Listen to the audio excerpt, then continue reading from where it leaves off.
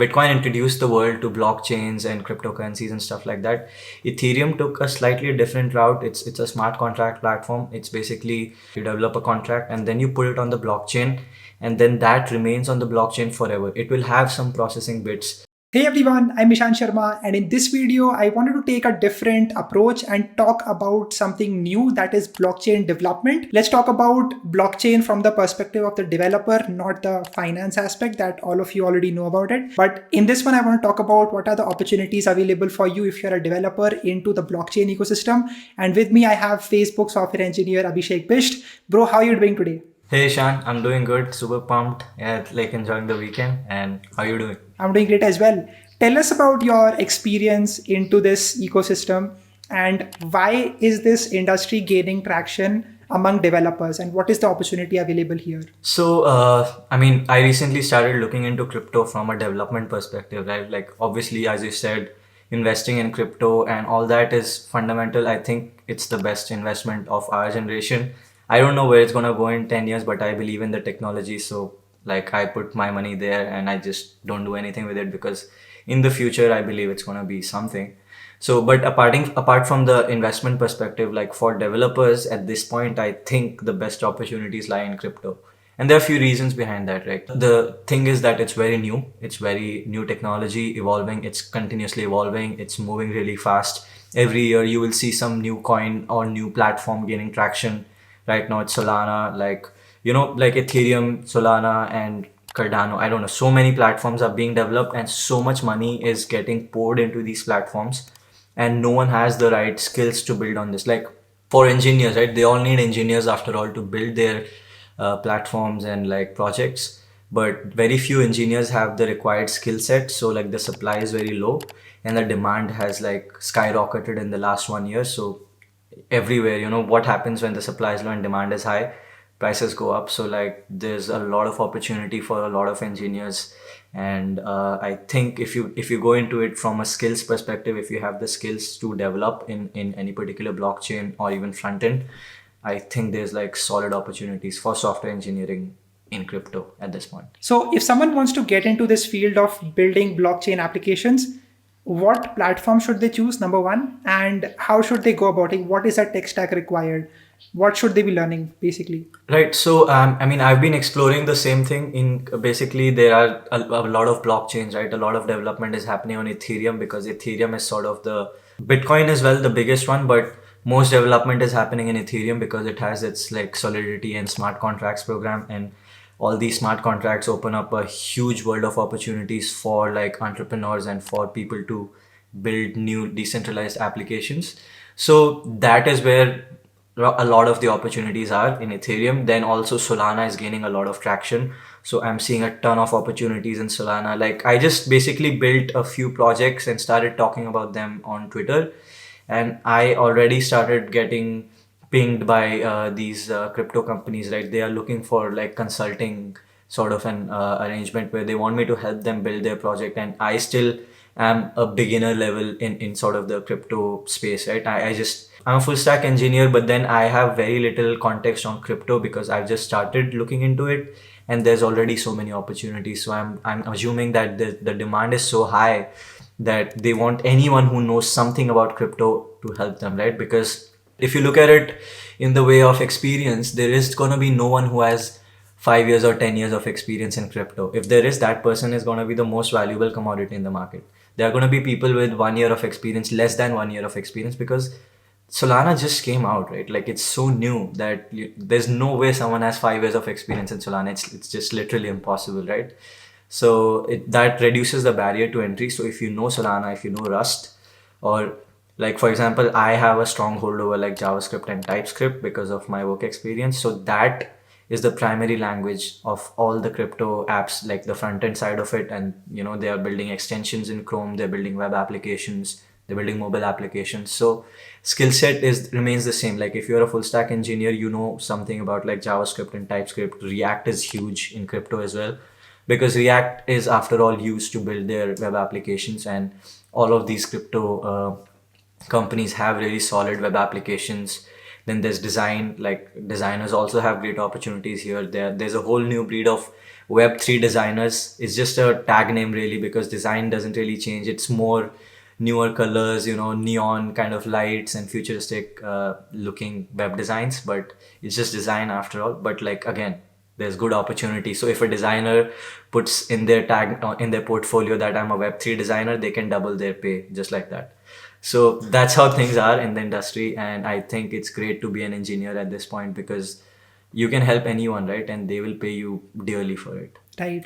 You talked about Ethereum and Solana. Just give us a little bit of an insight into what these platforms are and what sort of applications are people building on top of these, blockchains. Right. So I mean, if you look at it, let's talk about Ethereum. Okay, so Ethereum basically is built. It's a smart contract platform. Bitcoin introduced the world to blockchains and cryptocurrencies and stuff like that. Ethereum took a slightly different route. It's a smart contract platform. It's basically you develop a contract and then you put it on the blockchain, and then that remains on the blockchain forever. It will have some processing bits.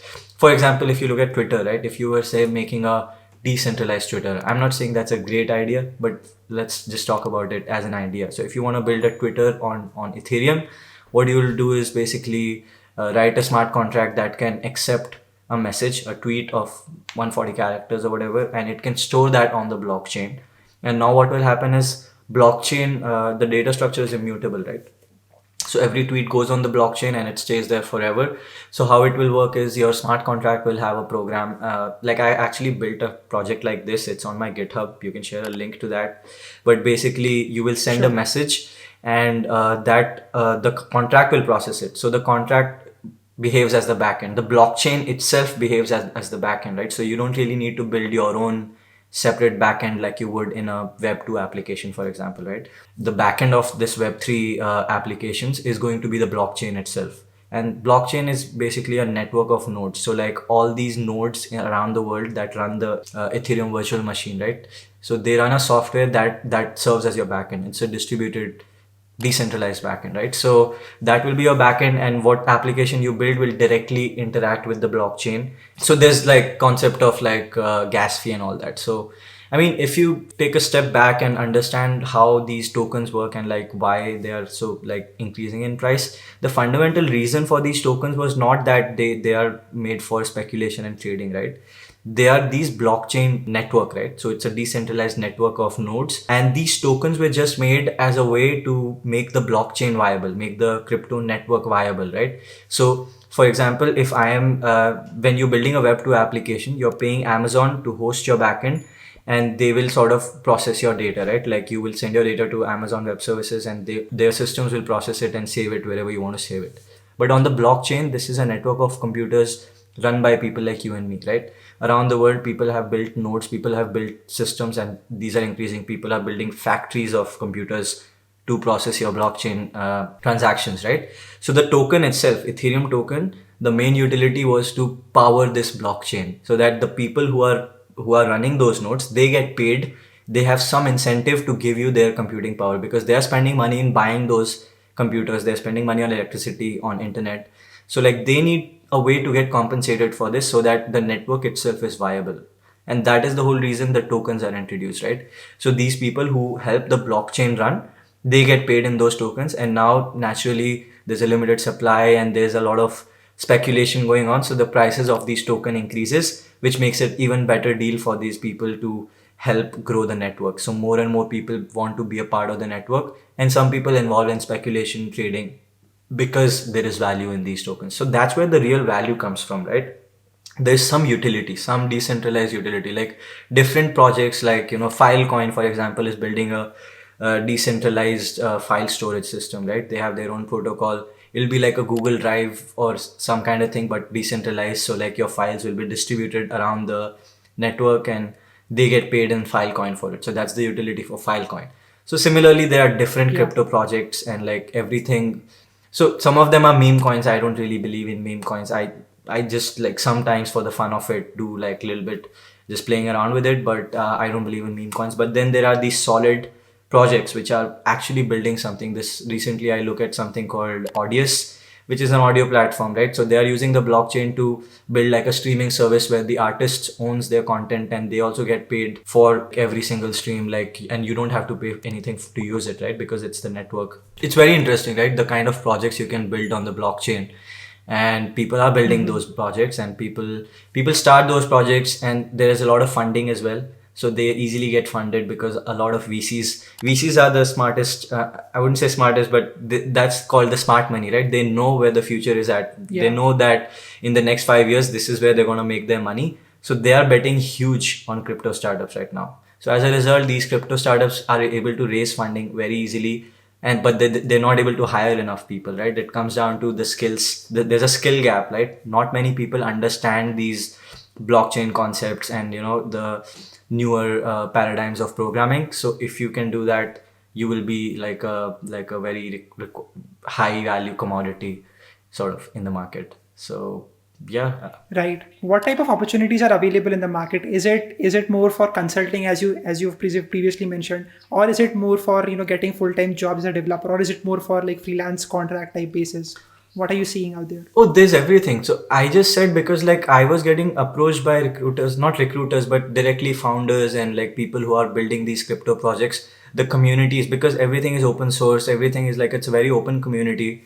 And like I just spoke a little bit about the crypto projects that I worked on, and from that, like people saw, okay, this guy like knows something, and they approached me that, hey, I'm building this, could you help, and all that, right? So that's just a limited thing, but in general, it's the normal software engineering kind of a job, right? So if you like, most of these companies, they hire software engineers full time, right? I'm not looking for a change right now. That's why I'm not looking into that. So like I'm happy right now at Facebook. So, but we will see how that changes in the future. Maybe maybe things change, and maybe I want to go full time into crypto. But people usually do this, hiring for crypto and full time engineers, contract workers, freelance, everything, right? People basically have the money and they have the ideas. They need engineers to help them build it.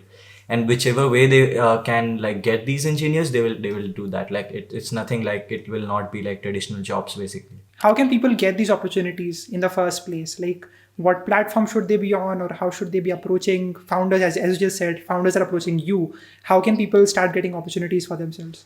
I think it all comes down to skills after all, right? And your reputation. So like you will get approached because of your reputation. Like on the internet, you will have a certain, I don't know, clout as they call it, which is, for me, I am a full stack engineer. I am working at Facebook and I have some knowledge about crypto.